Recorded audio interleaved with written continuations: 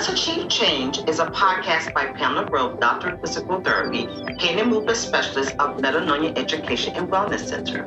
Let's Achieve Change will air every 2 weeks, bringing various topics on health and wellness, especially as it pertains to chronic pain and disabilities.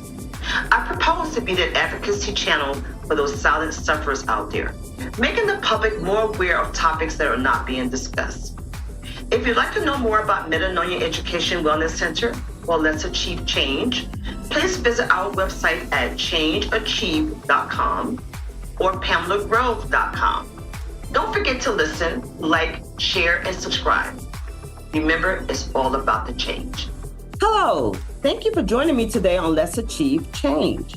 I'm Pamela Grove, Doctor of Physical Therapy, Pain and Movement Specialist of Metanoia Education and Wellness Center. Listen, if you want to make some changes, you have tuned into the right podcast. Now listen, don't forget to hit that notification button so that you can subscribe and you won't miss any future episodes on some changes you might want to make. Welcome back, everybody, to episode 9. I can't believe it's episode 9. So this is the part 3 of the 4-part category series on caregivers who stand behind those who are disabled or in pain. Before I bring on my guest, Alicia, today, I'm going to try to hold back my tears and share my testimony. So, watch my daughter, Tyra, who's now 26, go from being that vivacious, comedic dancer, actress, top of her classes, and appearing in shows. Oh my gosh, Jesus, to that struggling individual, not able to get up from the floor without help. Passing out because her chest felt like it was going to come out of her body. Struggling to work even though her pain was up to an 8 to 9. Sick to her stomach, withdrawn, angry, lashing out. So what have I learned as a caregiver? I continue to learn. I'm going to try to sum it up in 4 categories, okay? 1, I'm going to say I've always tried to be very firm with Tyra. I'm trying to think that I got to keep her on task. I can't let her give up. But you know what? Often she reminds me that I'm not experiencing what she's experiencing, right? So I have to often retreat, pray. And so I've gained a lot of empathy as well as patience for sure. Realizing that her withdrawals and her harshness is not directed at me, but at her situation. Number 2, I've gained a great appreciation for life. The ability to hug her when I see her every time, to hear her voice again when I don't hear her from days because I can't reach her and not knowing whether she's still alive, right? And those crazy comments she made, she is so funny. I'm telling the girl, it's funny. So yes, a true appreciation for life and a true friendship. The third thing that I've learned and continue to learn are my inner fears and weaknesses. It makes me realize watching her and what she goes through, how sometimes how vulnerable I am and how vulnerable we are in life, how things just can ultimately change from one day to the next when we think we got things so figured out, right? It's caused me to cry a lot. It caused me to call on the Lord a lot. It's caused me to rest in his peace that surpasses all understanding. And I think the last thing that I've learned and continue to learn is how to be very bold and more of an advocate for her. I have watched her endure so much of mistreatment by poorly handled healthcare professionals, family members, even her peers, because of maybe lack of understanding or a lack of care. So I've become even more determined to stand behind her and to advocate for her. So yes, so that's just a little bit of my story. So before I go off too much and really burst into tears here, I'm going to bring on my guest for today, and that would be Alicia. Okay, so good evening. We have Alicia here today. Alicia was a caregiver for her aunt, and I'm not sure of all the details. So before we dive into the scripted questions, first thing I want to say is thank you, Alicia, for coming on. Thank you for having me. You're welcome. In this series, what we're doing is we want to also share the caregiver's perspective because I think often the caregivers are sort of kind of just not thought about sometimes. We think about the patient, but we forget about the caregivers. So, Alicia, I know that you were pretty close with your aunt, and I know that your husband probably was also involved in the process. So, but I'm going to get you to take it from your perspective, okay? So, how long did you take care of her while she was ailing? Probably about a year and a half. Okay. And when she first came to you, was she still ambulatory at that point? No, she had fallen at home, and the neighbor noticed she hadn't been outside and was trying to call her, and she didn't answer. So they went over and found her in the floor. She had had a subdural bleed. Wow. Okay. And took her to the hospital. They called 911 and took her to the hospital, and I met her there. So wow. Up until that point, she had been independent, driving, wow, doing everything for herself. Wow. And she, from that point on, she really never was able to get back on her feet. Right. Okay, so how old was she when you first started taking care of her? How old was she when she passed away? She was 89. Okay. Well, 89 when we started taking care of her, and then 90 when she passed away. Okay. All right. So basically, when she came to you, she was already not able to ambulate. Was she in any pain at all at that point? Not really, no. Okay. So that's a blessing that she didn't have any pain. Yeah, very surprising. Yeah. So she was just started to get weaker. Is that what it was? Just weakness? Yes, it was weak. She had actually gone to rehab at one point because we had hopes that she might be able to get back on her feet. We really wanted her to be able to transfer to the commode and everything before she came home. We kind of had our house set up for her to be able to get back and forth and kind of make like a little room for her to be a little bit independent and have her own privacy. But we really never got there because she pretty much was a stand pivot.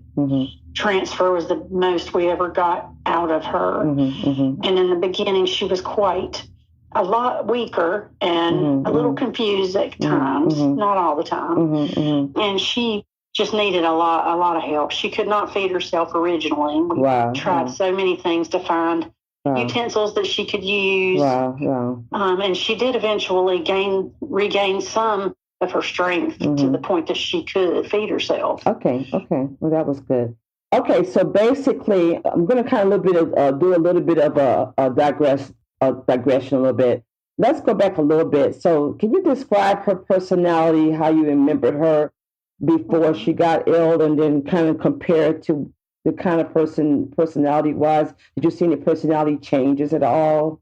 Well, I mean, she'd always been very independent. She was always dressed nicely. She carried herself well. She cared for others. She was always bringing gifts to people. Little trinkets or whatever it is. If she found out that you liked a certain kind of candy bar, she was always going to bring you one when she knew she was coming to your house.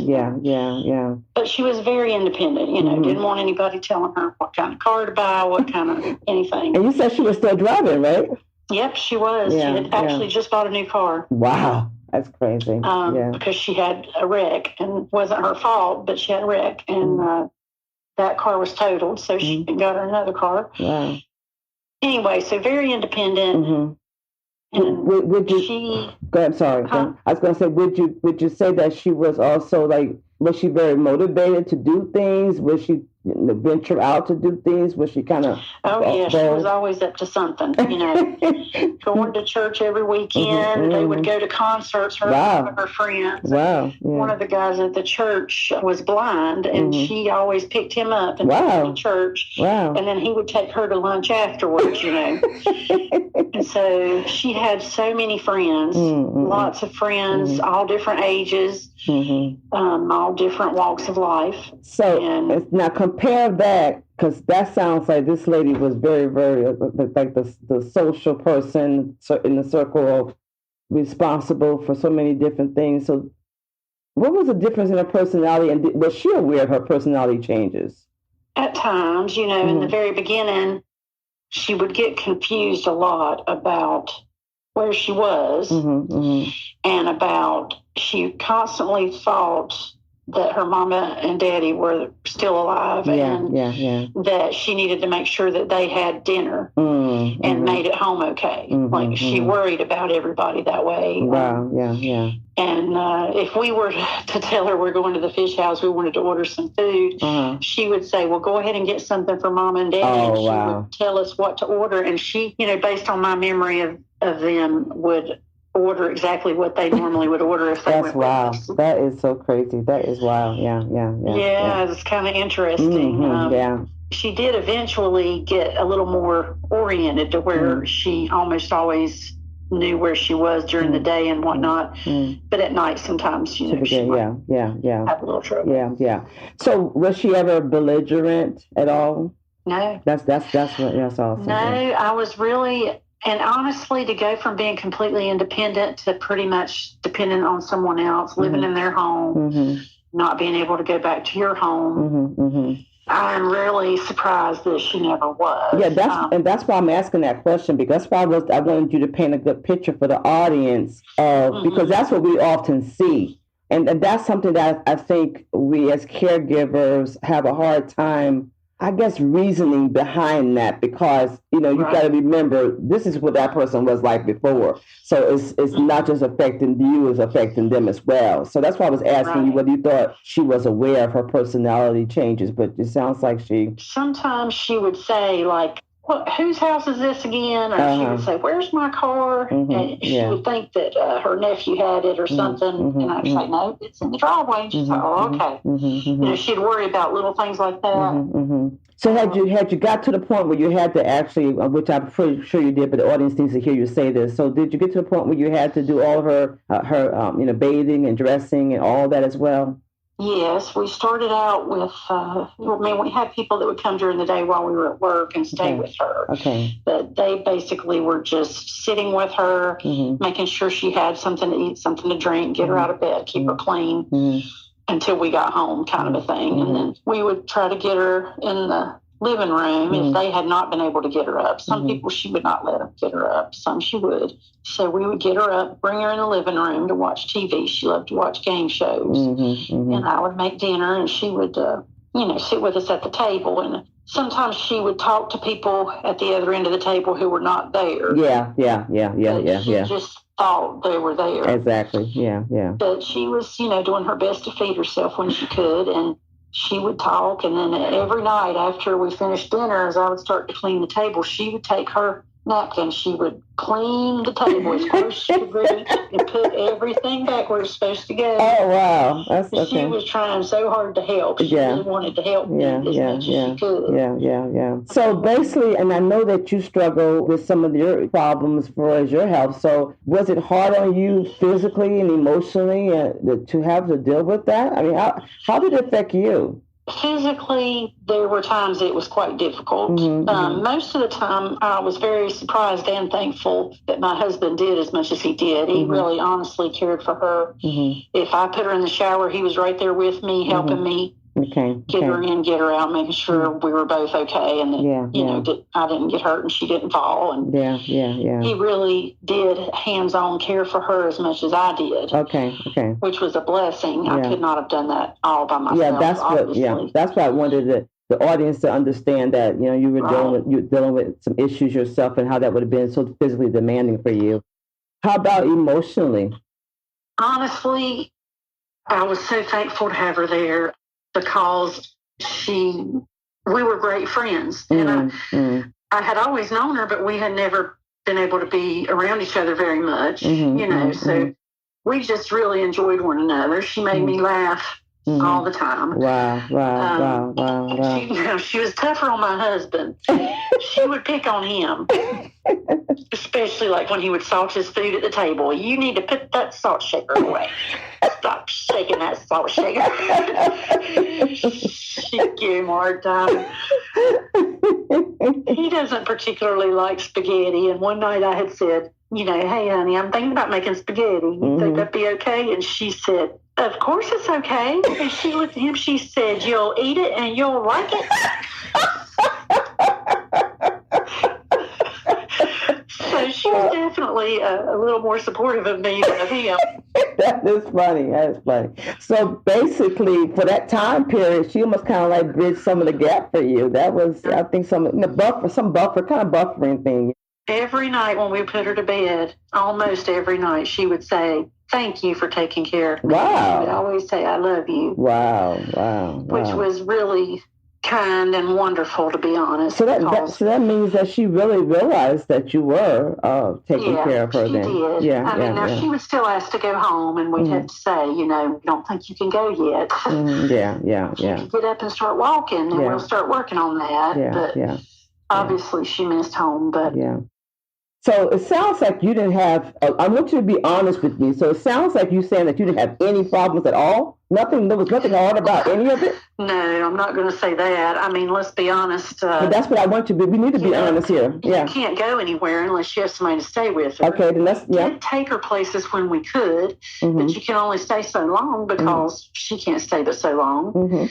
So it really limits your life and what you can do. And my grandchildren, who were the youngest at the time that lived locally, was 5, and his brother was 9. And they were a little bit afraid of her because sometimes she was confused and they didn't understand what she was doing. So they didn't want to spend the night at the house like they normally would. So I missed a good year with my grandchildren. Wow. I saw them, but there was no staying at the house and playing with their toys and the usual stuff. We took her to their ball games and stuff like that, but still, it's different. Yeah, it was different, yeah. So basically, I just want to make sure the audience understands this. So basically, because I know you painted a good picture, which I'm glad you did paint that picture, but I want you to also realize that, the audience realize that Alicia, as she's mentioning now, there was a year of sacrifice, okay? So there was a year that there's things you could have done and wanted to do, but you couldn't do because, like you said, there was nobody to be there with her at times. And so, I could not work in my flower bed because I couldn't leave her in the house alone. Wow. Until, I had a chance for somebody to come, and everything starts growing so fast, and you can't keep up with it. And would she try to get up out the bed or out the chair by herself? Yes. Okay. Sometimes. Yeah. When she was strong enough, she would. First, she was so weak she couldn't even roll over in bed. But eventually, she got a little stronger and would start to try to venture out a little bit. Yeah. So you had to be careful with her. So basically, the question that's normally asked, but I think would not be relevant to your situation, but we would normally ask the question of if you had to say something to that person now, or, if you had to, something you learned from that, what would it be that you would be able to express? And you might still be able to answer that question, but basically on what you told me so far, it sounds as if the time was still pretty much well spent, other than the fact that you had to sacrifice a year.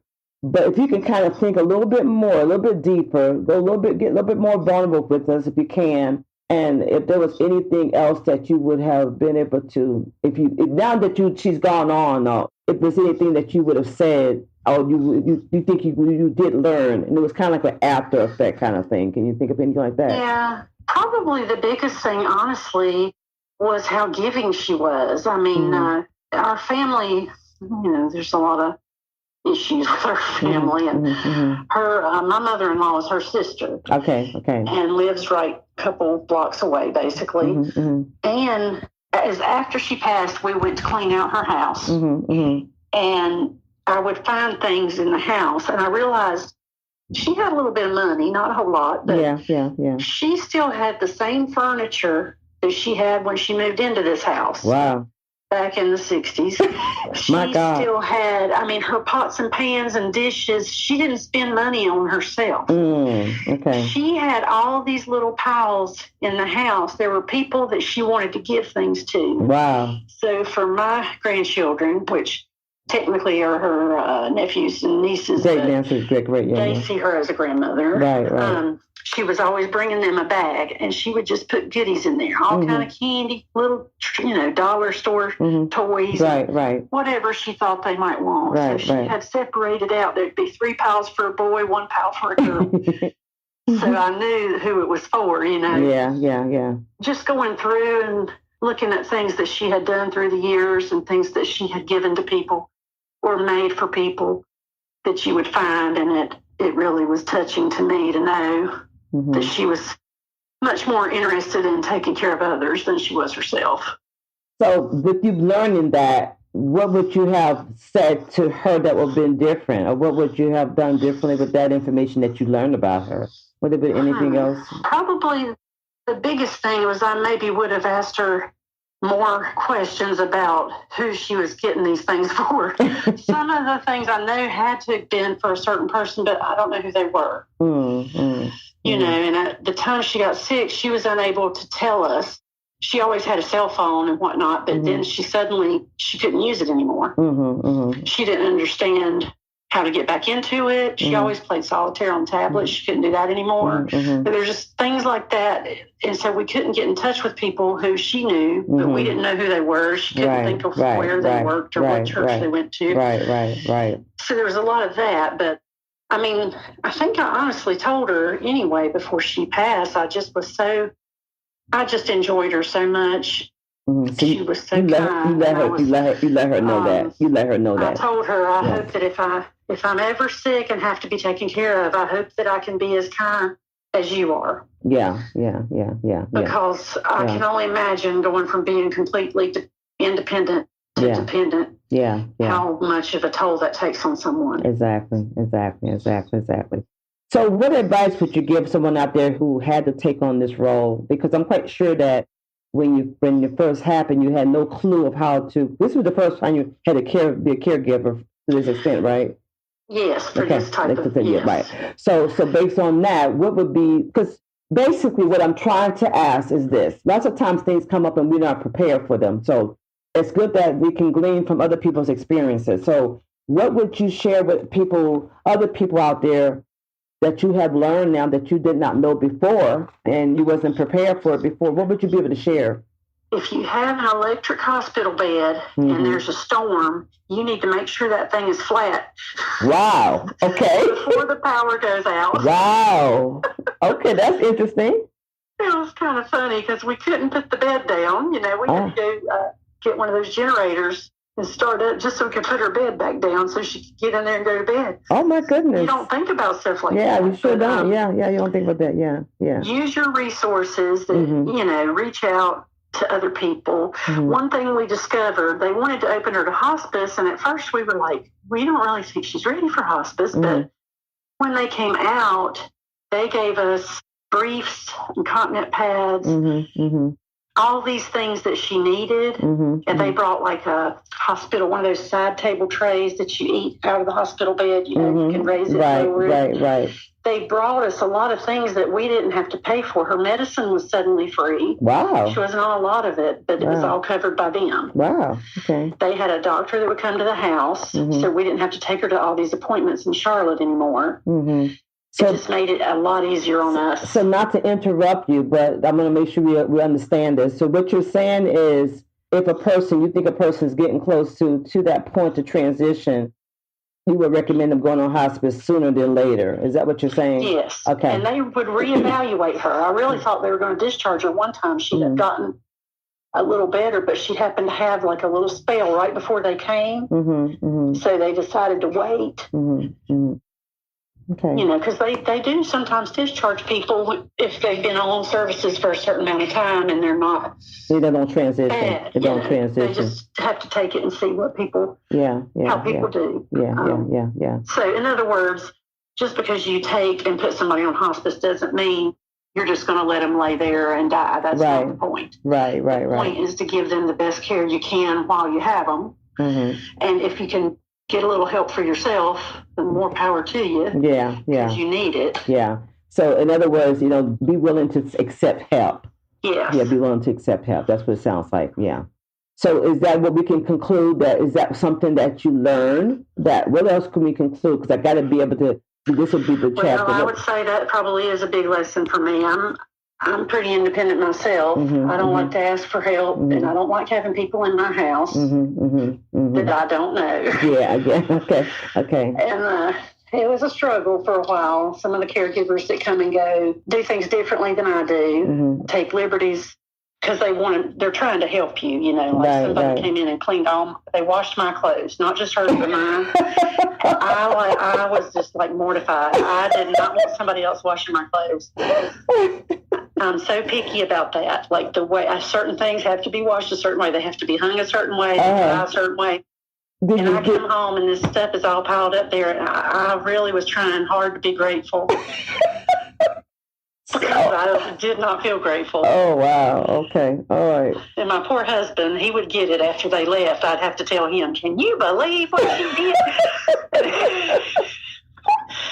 My God. There's a lot of that. It is stressful in a lot of ways. It's also an emotional stressor, not just a physical stressor. If you're blessed enough to have someone who is able to be calm and patient, you're very blessed. If not, it's a whole lot tougher. Okay, well, anything else? I think you pretty much summed it up, but I'm going to probably conclude that a couple of things I got from it. If you tell me if I'm wrong, one is that be willing to accept help sooner than later. And the other thing I think is to make sure that you give the person what they need to have and make them feel still that they can have some dignity. I think that's what you kind of painted that picture as well. Am I kind of wrong with that, or is that pretty much? No, I think that's true. Yeah. She definitely at one point, because we were trying to find utensils she could use. So we would order all these medical things that you attach to a fork or whatever. And she would say, why do you keep giving me a kid's fork? I don't want a kid's fork. I'm an adult. So sometimes I would just let her try, even if she couldn't do it. I'd let her do it until she couldn't do anymore, and then I would just Okay, well, thank you so much, Alicia. I thank you, and I'm glad that you released to be a blessing to her, and I'm quite sure that you're going to be rewarded for that too. So, okay. Well, she was a blessing to me. I miss her. I enjoyed her right up to the last minute. Wow, that's a blessing. Well, thank you. Have a great night and enjoy the rest of your evening. Okay. Thank you so much. You. Okay. Bye. Thank you, everyone, for tuning in today. I'm glad that you also been listening to the last 3 episodes on the caregivers. Listen, don't miss next episode. I will bring a special guest on. She will be coming on to share such good resources for caregivers as well as for the community and as well as for churches out there. So once again, keep listening. Talk to you soon. Thank you for tuning in today at Let's Achieve Change. Don't forget to like, share, and subscribe. You will find out more about Metanoia Education and Wellness Center on our website at changeachieve.com. We welcome your questions and your feedback. Please feel free to fill out the form on the website and we will contact you directly. I pray that you prosper and be in good health, even as your soul prospers. Remember, it's all about the change. Thank you.